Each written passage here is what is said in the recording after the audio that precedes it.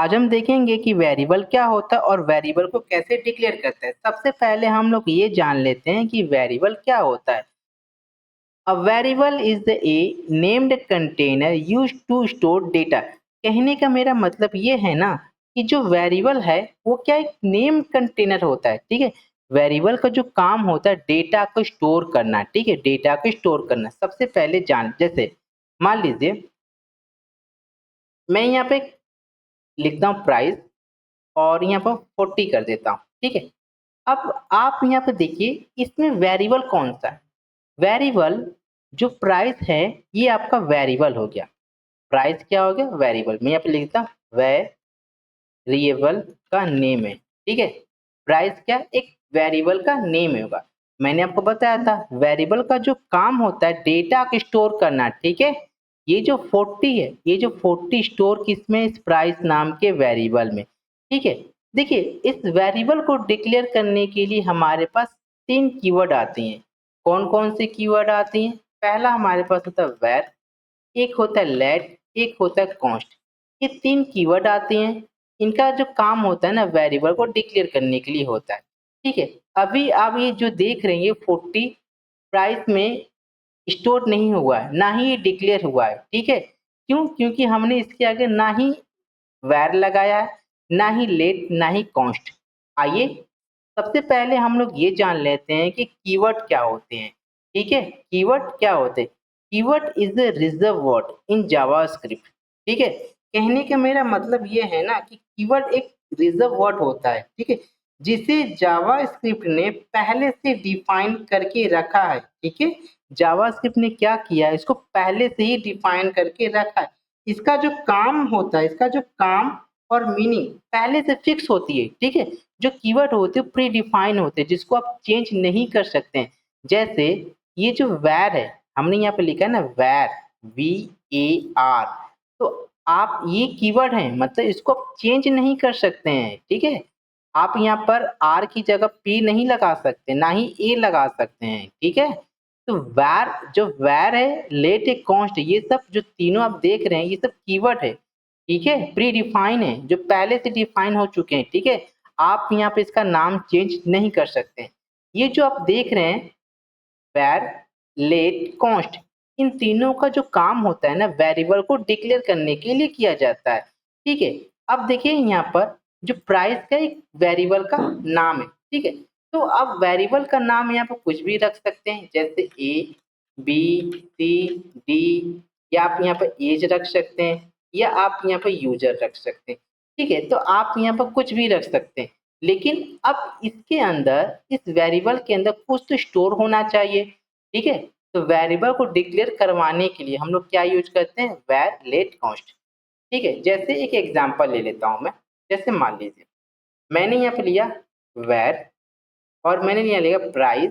Price कितना ले लेता हूँ, 30 ले लेता हूँ। ठीक है, अब उसके बाद यहाँ पर सेमीकोलन लगाना मत भूलिएगा। ठीक है, अब ये देखिए ये जो वैर है, ये वैर है क्या चीज? वैर आपका एक कीवर्ड है। क्या है? कीवर्ड है। ठीक है, वैर क्या है? यहाँ पर एक आपका कीवर्ड है। चलिए, उसके बाद ये जो प्राइस है, प्राइस क्या है? और मैं यहाँ पर लिख देता हूँ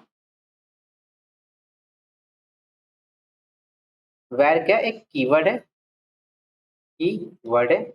उसके बाद जो आपकी प्राइस है, प्राइस क्या चीज है? ठीक है, ये जो प्राइस है एक वेरिएबल है। क्या है?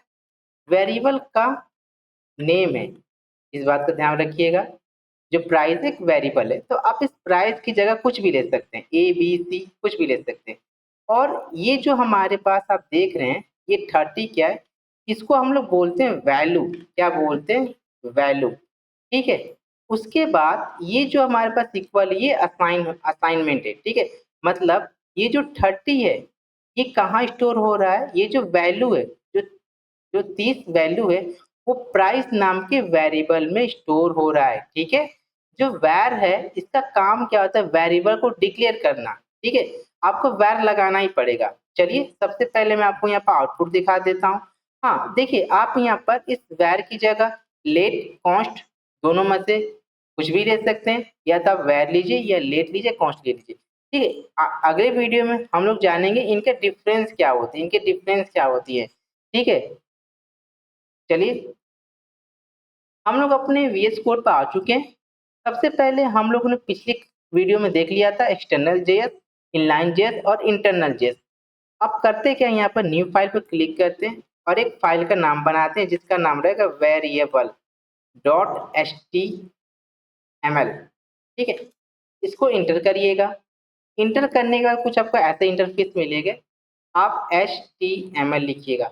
ये सब मैंने सेटअप करना बता दिया था। ठीक है, मैं आपको आई बटन में दे देता हूँ, उसके बाद डिस्क्रिप्शन बॉक्स में लिंक दे देता हूँ कि कैसे सेटअप करेंगे। ठीक है, उसके बाद मैं आपसे क्लोज कर लेता हूँ। अब देखिएगा, अब इसके अंदर आपको यहाँ लगाना है स्क्रिप्ट। ठीक है, स्क्रिप्ट टैग यूज करना है।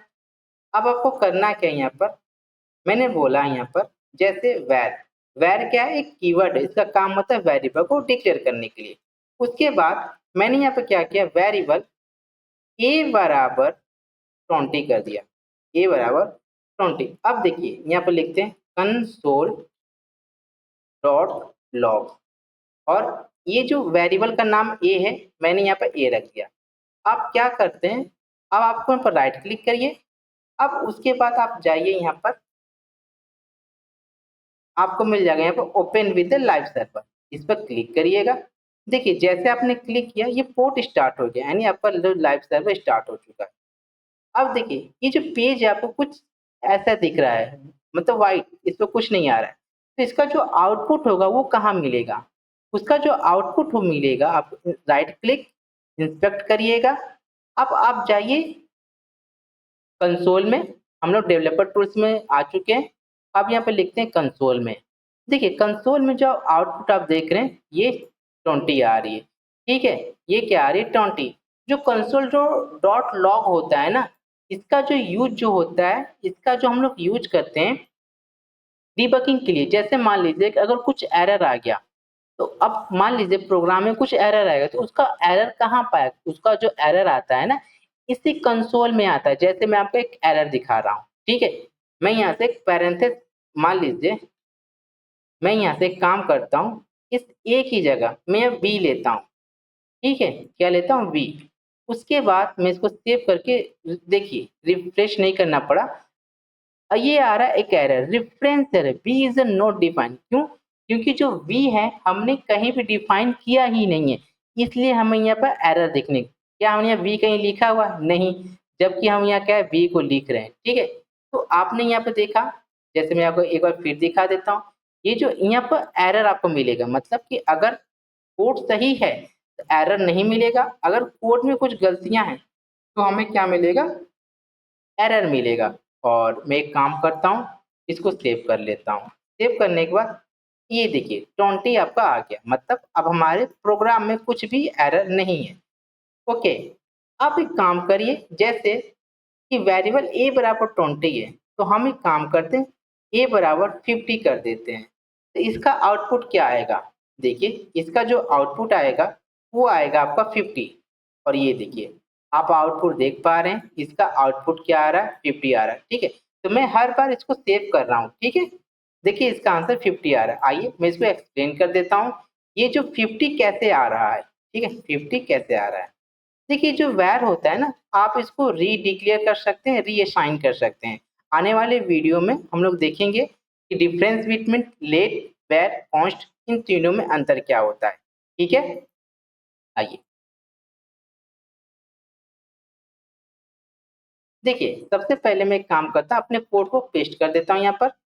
अब देखिए यहाँ पर हो क्या रहा है, ध्यान दीजिएगा, ये जो 20 है, 20 इस ए में स्टोर है। ठीक है, अब क्या हुआ, अब हमने क्या किया, हमने यहाँ पे लिखा कि एक काम करते हैं, हमने यहाँ पे लिखा ए बराबर कितना लिखा, 50 लिखा। ठीक है, अब जो ए है, ए में पहले से क्या था आपका, ए में पहले से हमारा 20 था, 20 था ना। अब हमने क्या किया, इसी 20 में क्या किया, 50 को रिप्लेस हो गया, मतलब अब यहाँ पर क्या हो गया, देखिए ये जो है आपका 20, पहले ए में क्या था, 20 था। आप इस तरीके से ऐसे समझिए, मैं हटा देता हूँ।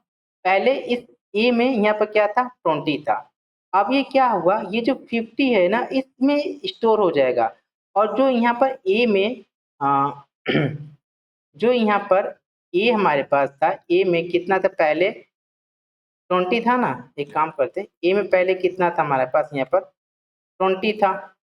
एक काम करते हैं, ए में कितना था पहले हमारे पास 20 था। ये जो 20 है ये 20 यहाँ से हट जाएगा, ये जो 20 यहाँ से हट जाएगा। इस 20 की जगह आपका जो मिलेगा वो मिलेगा आपको यहाँ पर 50 मिलेगा। ठीक है, तो इसलिए जो आउटपुट जो आपका आ रहा है 50 आ रहा है। अच्छा